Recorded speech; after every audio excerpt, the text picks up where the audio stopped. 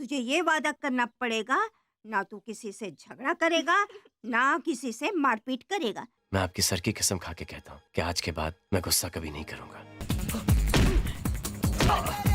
हरामजादा कमीना, मेरी झूठी कसम खाई।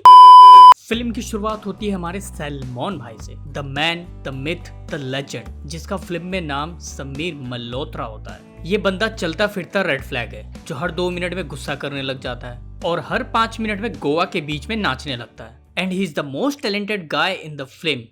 कैसे? क्योंकि हमारे भाई को पेंटिंग करना आता है, अपने आप से बात करना आता है, भाई गिटार भी बजा लेते हैं। भले ही इंसान को चाहे गिटार के बारे में ABCD भी ना पता हो, और कहीं भी कुछ भी फेंक के इस आदमी की खोपड़ी फोड़ देता है।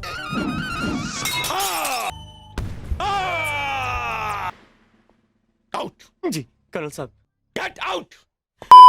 हमारा भाई अपना घर, परिवार, दादी, बहन को छोड़ के गोवा आ जाता है क्योंकि भाई की कुंडली खराब है और गुस्सा बहुत आता है। इसी डर की वजह से भाई की गर्लफ्रेंड किसी और से शादी कर लेती है।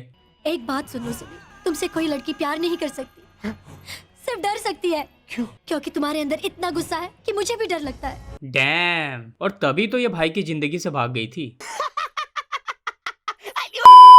भाई को गोवा में लाइफ गार्ड की नौकरी मिल जाती है। I mean, सीरियसली, जिस इंसान को बहुत गुस्सा आता है, अब वो डूबते हुए पानी में लोगों को बचाएगा। क्या इंसाफ है माय बाप। अब बात करते हैं गोवा की, जहाँ पे फिल्म की शूटिंग हुई है और हमेशा की तरह बॉलीवुड का प्रॉब्लम सॉल्विंग सेंटर गोवा होता है। What the fuck? अब ये कैमरा अंदर ही घुसा देगा क्या? खैर आगे बढ़ते हैं, क्योंकि अगर किसी का हार्ट ब्रेक हो, किसी को गुस्सा कंट्रोल करना हो, लाइफ बहुत बोरिंग हो, नया लाइफ शुरू करना हो, everything is Goa. By the way, ये कौन सा गोवा है जहाँ पे लोग 2 एक साथ चलते हैं? एनीवे, और इस फिल्म में सब कुछ नकली है, चाहे पेड़ पौधे या फिर ये सारी बिल्डिंग्स या फिर ये कुत्ता। How the hell did you know that? क्योंकि इस फिल्म की शूटिंग मुंबई में हुई है, गोवा में नहीं। हमारे भाई को प्यार हो जाता है एक लड़की से जिसका नाम है रानी, जो ऑलरेडी भाई को कर चुकी थी पानी पानी। और जैसे ही वो रानी से दोस्ती का हाथ बढ़ाता है, उसी टाइम एंट्री होती है रानी के बाप की। उसके बाद भाई वही हाथ उठा के उनके कान पे धर देता है। Daddy! It was at this moment that he knew he fucked up. ए, तुम्हारा दिमाग तो ठीक है? तुमने मेरे पापा के ऊपर हाथ कैसे उठाया? ये मैं आ जाऊं क्या अपनी पर? अब मैं बोलता हूं तेरे को, मिल मेरे को कई बार।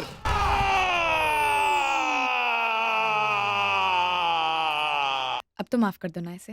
हाँ हाँ माफ कर दिया, माफ कर दिया। अरे पहले मेरी गले से हाथ हटा, मैं मर जाऊंगा। ओए, कोई सुन रहा है मेरी बात? इस फिल्म की हीरोइन रानी एक फैशन डिजाइनर है जिसका घर का बाथरूम बहुत ही ज्यादा पब्लिक है। I mean, जिसे कोई भी देख के ये बोलेगा, क्या माल है यार। सीरियसली क्या माल है यार, मुझे अभी पता चला। रानी हमेशा बालकनी में रहती है, फैशन डिजाइनिंग भी बालकनी में करती है, डांस भी बालकनी में करती है और पढ़ती भी बालकनी में है। मुझे तो समझ में भी नहीं आ रहा कि मैं क्या कहूँ। उसके बाद हमारा भाई रानी के बारे में सोचता है, कुछ ज्यादा ही सोच लेता है भाई। एक बड़े से चार्ट पे सॉरी लिख के बोलता है और थोड़ा मोड़ा डांस करके लड़की को पटा लेता है, जैसा कि हर कोई बॉलीवुड में होता है। लेकिन भाई जब डांस करते हैं तो भाई के बाल ऐसे दिखते हैं, और भाई जब एक्टिंग करते हैं तो भाई के बाल ऐसे हो जाते हैं। पर क्यों? क्योंकि मैं हूँ, तू नहीं। हमारा भाई हीरोइन को पटा लेता है और हीरोइन अपने बाप को पटा लेती है, और लॉजिक बहुत सिंपल है, क्योंकि देखो, जब किसी चीज की शुरुआत बुरी होती है तो बाद में सब ठीक हो जाता है। उसी रात भाई रानी से मिलने उसके घर जाता है, उसकी सभी फैमिली से मिलता है, और भाई अपनी कुंडली के हिसाब से वही काम करता है जो कुंडली बोलती है उसको करने को। ये क्या किया तुमने? क्योंकि मैं हूँ, तू नहीं। मिलिए सनी से, जो भाई की लाइफ में एक खराब कुंडली बन के आता है और जिसका सिर्फ एक ही प्रॉब्लम है। मेरा प्रॉब्लम यह है कि मैं दोस्तों की गर्लफ्रेंड को पटाना चाहता हूँ। और वो पहले दिन आके ही रानी को पटा लेता है और भाई की सारी मेहनत और भाई का टैलेंट का क्रेडिट अपने नाम कर लेता है। तुमने कभी बताया नहीं कि तुम इतना अच्छा गिटार बजा लेते हो? तुमने कभी बताया नहीं तुम पेंटिंग भी बना लेते हो?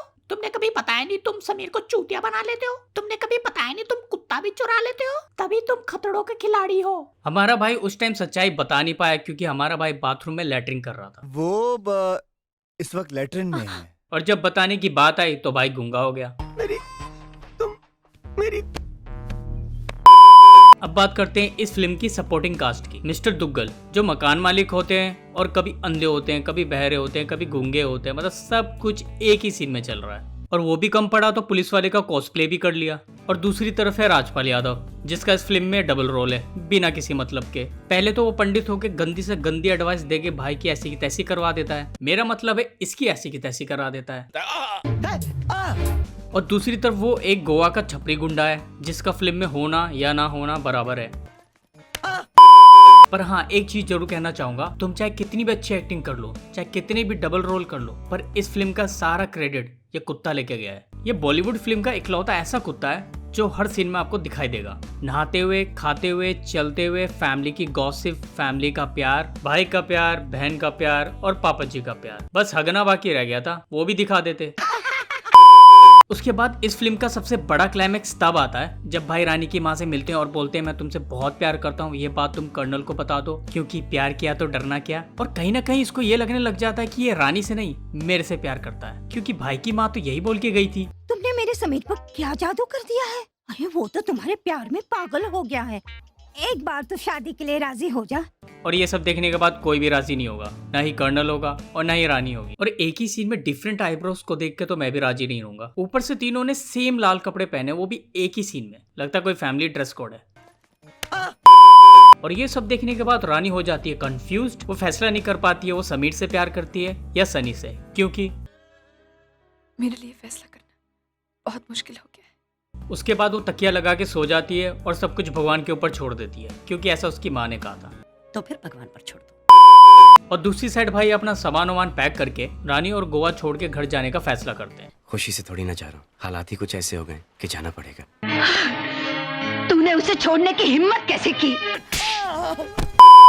उसी टाइम सनी आ जाता है समीर को ये बताने कि वो रानी को शादी के लिए प्रपोज करने जा रहा है, वो भी गोवा के स्टेडियम में। और ये सब सुन के भाई को घंटा फर्क नहीं पड़ता, क्योंकि मैंने रानी के ख्वाब देखना छोड़ दिए।